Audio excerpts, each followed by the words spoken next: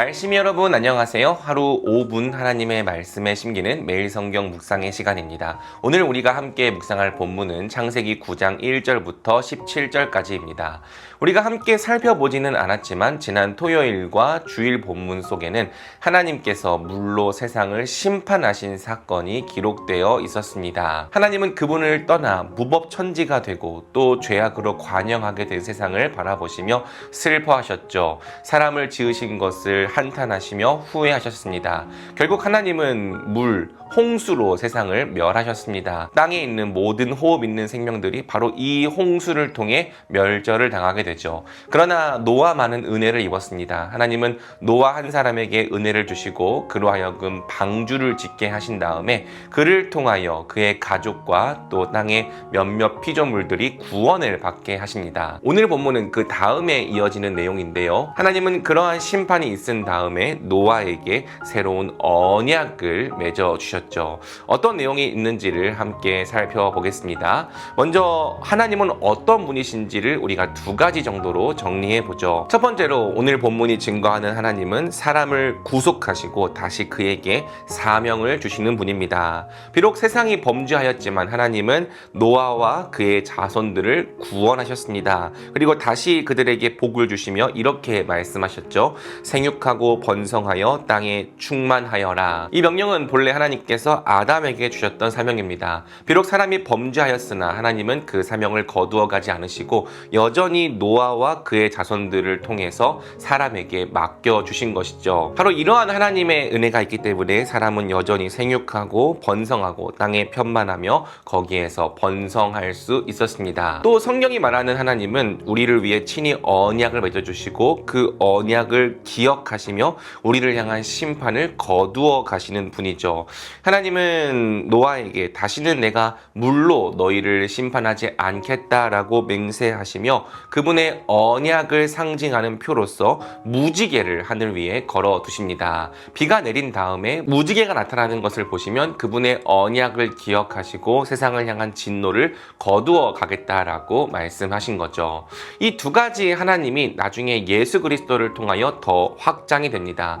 하나님은 결국 예수 그리스도를 통하여 우리를 구속하였고 다시 예수 그리스도 안에서 우리 하나님의 백성의 모든 사명을 회복해 주셨죠. 우리는 예수 그리스도 안에서 단지 육적으로 생육하고 번성하고 충만하게 될 뿐 아니라 영적으로도 번성할 수 있게 되었습니다. 영적으로도 하나님의 백성을 낳고 또 영적으로도 하나님의 백성을 세울 수 있는 자들이 되었죠. 뿐만 아니라 다스리고 정복하라라는 명령이 예수 그리스도 안에서 회복됩니다. 우리가 다시 예수 그리스도 안에서 하나님의 자녀와 그분의 백성이 되는 것을 통해 본래 하나님께서 아담에게 주셨던 이 땅을 다스리고 정복하라는 명령까지도 회복하게 된 거예요. 하나님은 범죄하고 실패했던 우리를 구속해 주시고 다시 우리에게 그분의 사명을 맡겨주시는 분입니다. 그러한 은혜가 있기 때문에 우리가 구속을 받아서 여전히 하나님을 섬기는 그분의 백성으로 살 수 있는 것이죠. 무지개 또한 우리 주 예수 그리스도의 십자가로 더 강력한 표가 됩니다. 하나님께서 무지개를 보시며 땅을 물로 멸하지 않겠다고 맹세하신 것처럼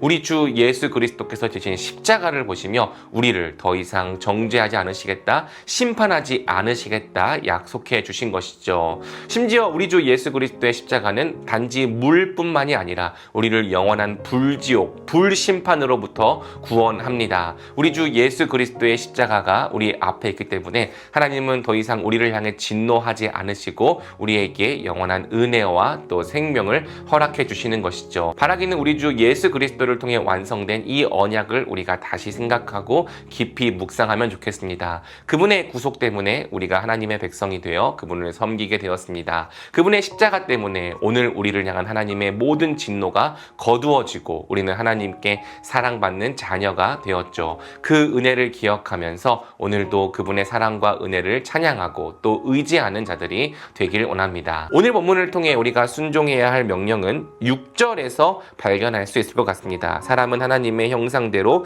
지음을 받았으니 누구든지 사람을 죽인 자는 죽임을 당할 것이다. 하나님은 사람이 하나님의 형상으로 지음 받았다고 말씀하시면서 누구든 사람의 피를 흘리고 그를 죽이는 자는 똑같이 보복을 당할 것이라고 말씀하십니다. 우리는 이 말씀에 순종하여 다른 사람을 피 흘리게 하고 다른 사람에게 상 상처와 해를 입히는 일을 두려워해야 할 것입니다. 그런데 우리 주 예수 그리스도는 단지 이 수준에서 머물지 않았죠. 그분은 우리 같은 죄인들을 위하여 그분 자신이 피를 흘리셨습니다. 그분 자신이 죽임을 당하셨죠. 우리 주 예수 그리스도의 희생과 또 십자가를 통해 우리는 생명을 얻고 나음을 얻게 되었습니다. 우리 예수님은 단지 다른 사람에게 해를 끼치지 않을 뿐 아니라 그분의 희생과 십자가를 통해 다른 사람을 살리는 데까지 나아가셨던 거예요. 바라기는 오늘 우리가 거기까지도 나아가는 자들이 되면 좋겠습니다. 우리는 단지 다른 사람에게 피해를 입히지 않는 것으로 만족하는 자들이 되면 안 됩니다.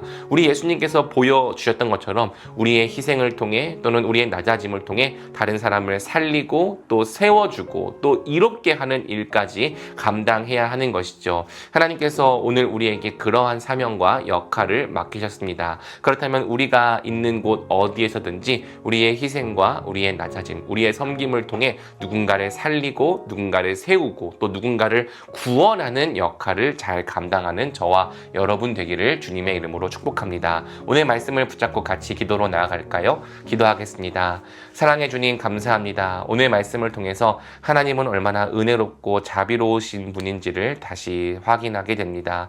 하나님은 비록 물로 세상을 심판하셨지만 노아 한 사람에게는 구원의 은혜를 베푸시고 다시 그에게 하나님 나라의 사명을 맡겨주셨습니다. 하늘 위에 무지개를 걸어 두시고 다시는 물로 세상을 심판하지 않겠다라고 약속해 주셨습니다.